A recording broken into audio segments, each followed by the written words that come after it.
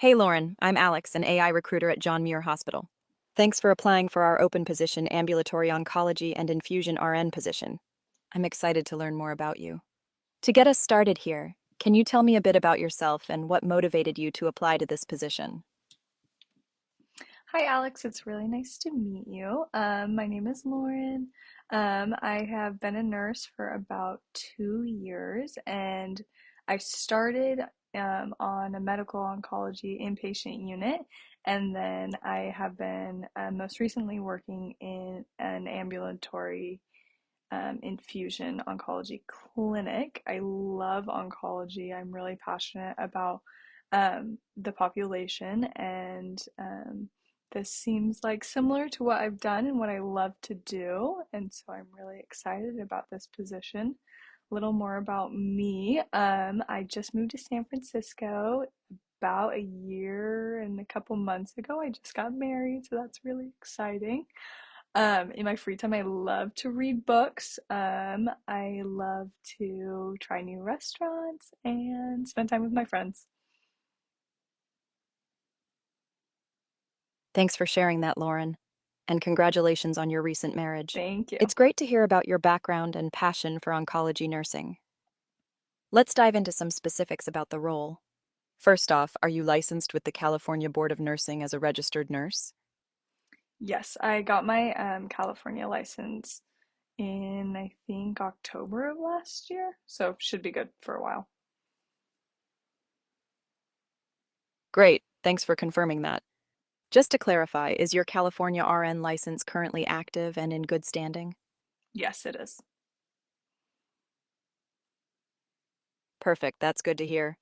Now, are you currently certified in Basic Life Support, BLS, by the American Heart Association? Yes.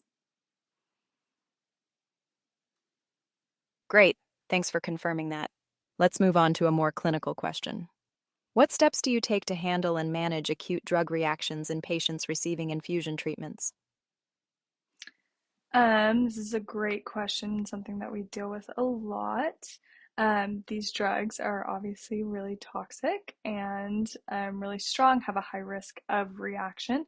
So I really like knowing the medication, being familiar with the medication that I am about to administer, and also knowing the steps for handling a reaction because it can be different depending on the medication and the patient's specific case. I really try to educate the patient on what side effects to look out for and what things that they need to let me know about. I try to make it a really comfortable environment for them so then if they do start feeling anything weird at all, they feel okay to let me know immediately rather than wait it out for a while. I also am really big on my resources. I think it takes a team to handle any clinic, but also specifically handle acute crisis situations. So, knowing who I can ask for help, knowing who my pharmacist is and how they can help me, knowing my doctors, who's going to be there for me, and knowing my medications to give as well is also really helpful. That's a thoughtful and thorough approach, Lauren. I appreciate how you emphasize patient education and teamwork. Can you walk me through a specific example of a time you managed an acute drug reaction? What steps did you take, and what was the outcome? Yeah, so I had a patient who was cycle two of getting paclitaxel. The first time she'd had no problems at all. We had taken steps to titrate the drug really well, but the second time she did great for the first 15 minutes, and then the medication was increased per protocol to go a little faster and she started to have a really pretty intense reaction. Her face got really red. She had a hard time breathing, shortness of breath, wheezing, her oxygen dropped. Um, I luckily was right there. She knew my name, she knew to ask me for help, she knew that something was weird. So I quickly went over. I grabbed a couple other nurses who were right next to me and I knew would back me up. One nurse I asked to give couple medications, Benadryl and Solumedrol, to help handle the reaction. I had my MA go and get oxygen for me. I had another person get some vitals. And I also talked the patient through, tried to calm the patient down, had them take deep breaths, and also talked to the family members so they were informed as well in what was going on. Um, it went well. The patient had a reaction actually the next cycle as well, but then by cycle 4, everything's really smooth. We know what to do for this patient and how this patient handles this medication. Now she's been able to do really well with that drug. That's a great example, Lauren. It sounds like you handled the situation with a lot of composure and teamwork, and it's great to hear the patient was able to continue treatment successfully. Let's shift Yes. gears a bit. What strategies do you use to educate patients on what to expect during chemotherapy, including managing side effects? Um, to educate patients on what to expect during chemotherapy. So a lot of patients come in for their cycle 1, day 1 of chemo, really scared and stressed out. So first of all, I try to establish um, a, a safe, a calm, caring environment for them, so they know that they can trust me and that I have their best interests at heart. I try to be really open-minded and allow them to ask as many questions as they want, know that I'm there for them for this whole day and beyond. Um, I try to assess their health literacy and see where they're at with understanding, and also take into account how they are doing mentally, because it can be really hard to listen to teaching and education when you're just not there mentally. And understandably, they have a lot of things on their mind that day.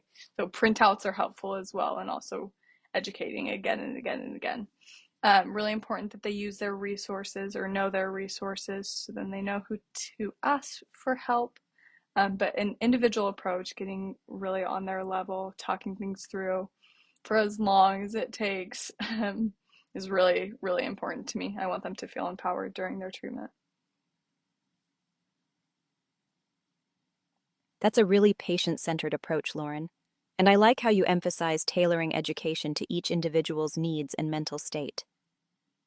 Can you give me an example of a time when you had to educate a patient who was particularly overwhelmed or resistant to the information? How did you handle it, and what was the outcome? Yes, I had a patient actually in the last couple of weeks that came in by himself, first time chemotherapy. English was not a first language for him. However, he was um, totally fluent, but not a first language. And he was really scared, really nervous. He told me the first thing he said to me when he walked in was, "I'm really scared." And I think that that's a fair place to be in, and it's hard if you don't have a support system for that as well.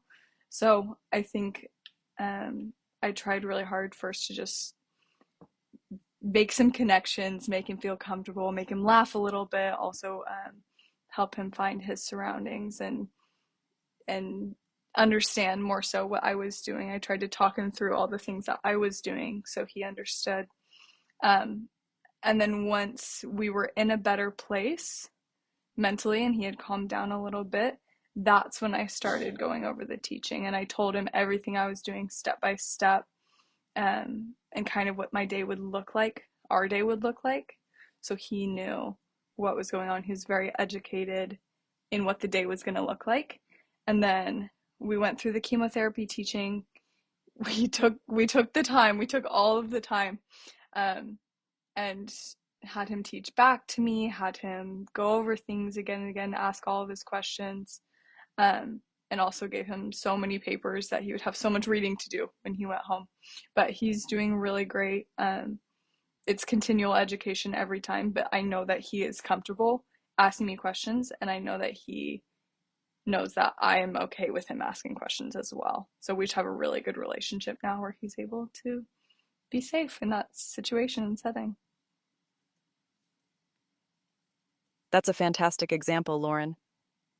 It really shows your ability to connect with patients on a personal level and adapt your approach to meet their needs. It's great to hear how you built trust and provided ongoing support.